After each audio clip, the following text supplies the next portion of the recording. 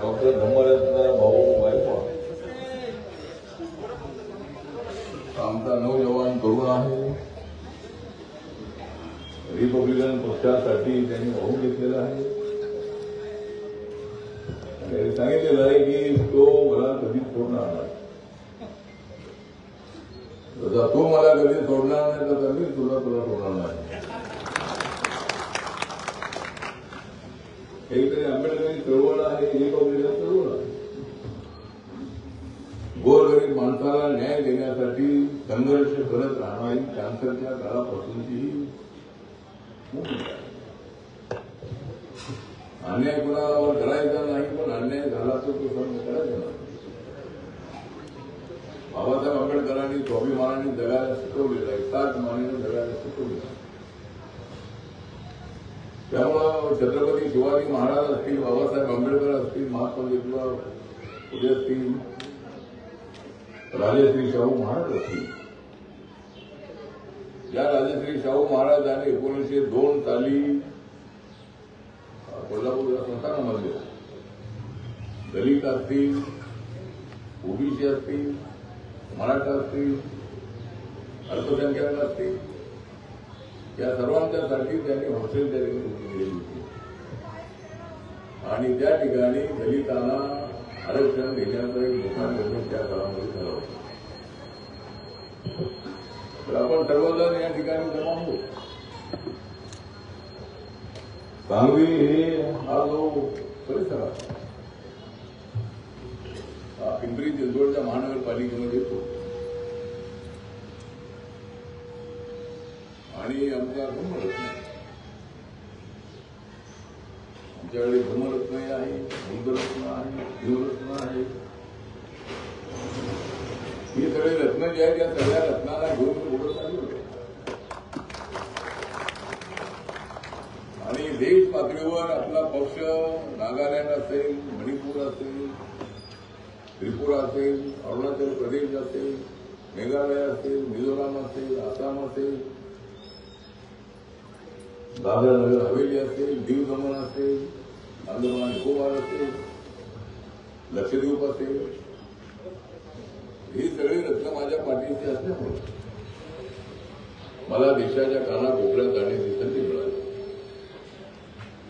नरेंद्र मोदींच्या मंत्रिमंडळामध्ये स्वाभिमानाने मी त्या ठिकाणी आहे. रिपब्लिकन पक्षाचा निळा झेंडा घेऊन मी त्या ठिकाणी आहे.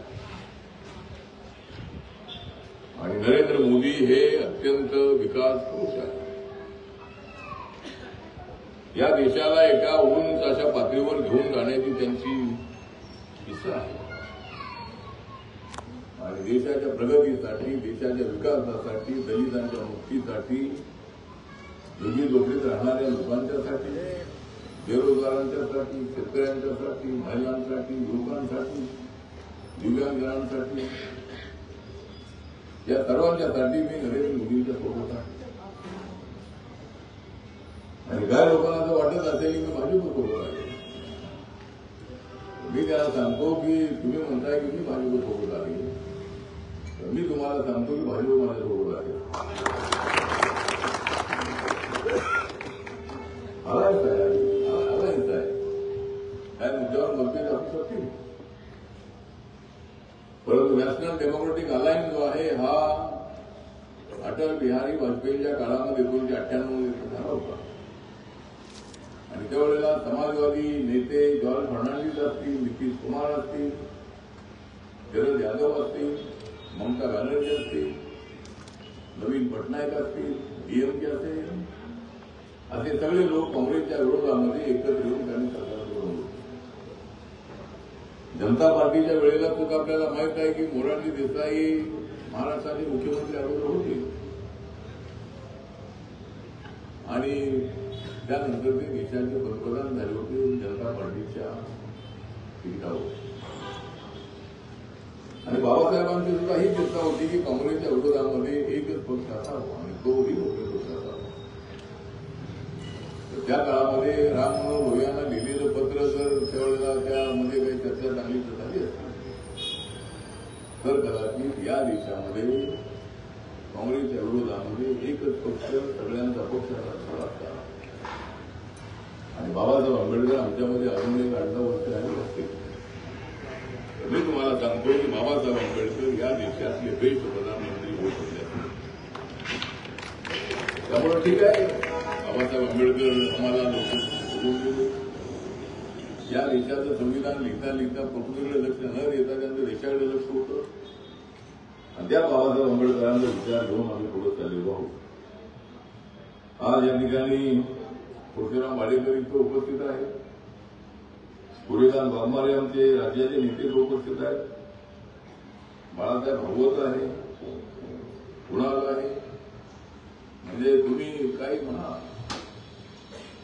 तुम्ही सर्वजण काय म्हणाल, माझ्यासोबत कायम राहणार आहे.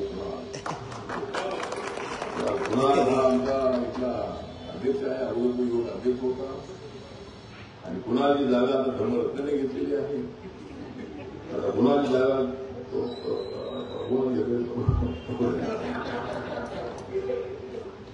ठीक आहे. तर अशी आमची सगळी टीम अत्यंत ऍक्टिव्ह असणारी आहे.